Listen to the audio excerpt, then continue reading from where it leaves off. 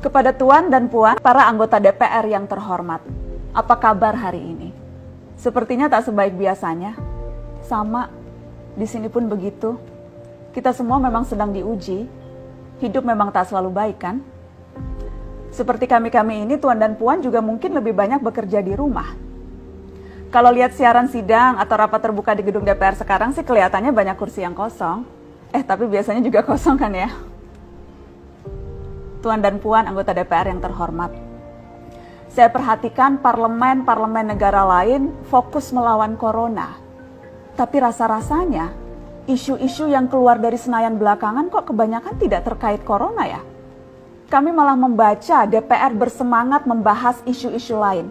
Contohnya, rancangan Undang-Undang Cipta Kerja yang banyak ditolak karena dinilai mementingkan kepentingan investor di atas kebutuhan pekerja. Presiden Jokowi pekan lalu sempat menyatakan pemerintah dan DPR menunda pembahasan salah satu klaster di rancangan undang-undang itu, klaster ketenagakerjaan. Ini untuk memberi kesempatan mendalami substansi dan mendapat masukan dari banyak pihak. Berpegang pada alasan itu, maka sudah seharusnya klaster lain dalam RUU Cipta Kerja pun perlu ditinjau ulang. Karena yang lain juga bukan tanpa masalah, terutama dari perspektif lingkungan dan keadilan gender.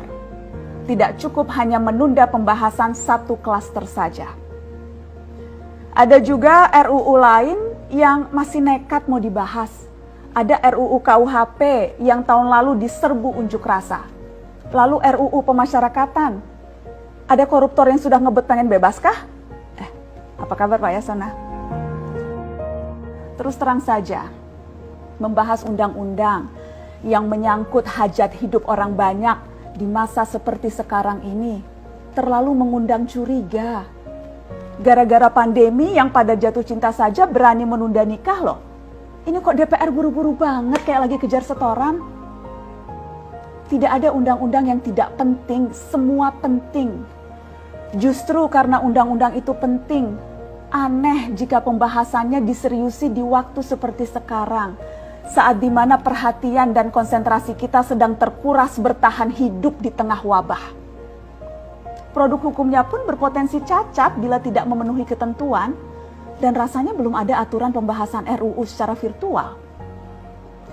Jika ngotot menuntaskan Omnibus Law, atau RUU KUHP, atau RUU pemasyarakatan, jangan salahkan jika ada yang menilai DPR tidak menjadikan perang melawan corona sebagai prioritas.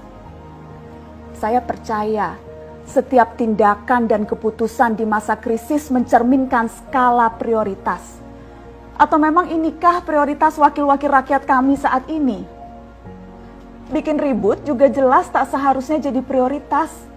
Satgas COVID-19 DPR kemarin dikabarkan mengimpor jamu ilegal dari Tiongkok secara besar-besaran untuk pasien positif virus corona.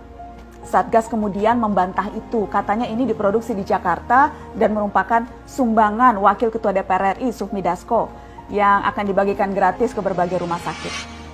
Kemudian dikabarkan juga jamunya mengandung bahan berbahaya dan belum terbukti klinis. Satgas lagi-lagi membantah, katanya sedang proses mendapatkan izin edar di Badan Pengawasan Obat dan Makanan.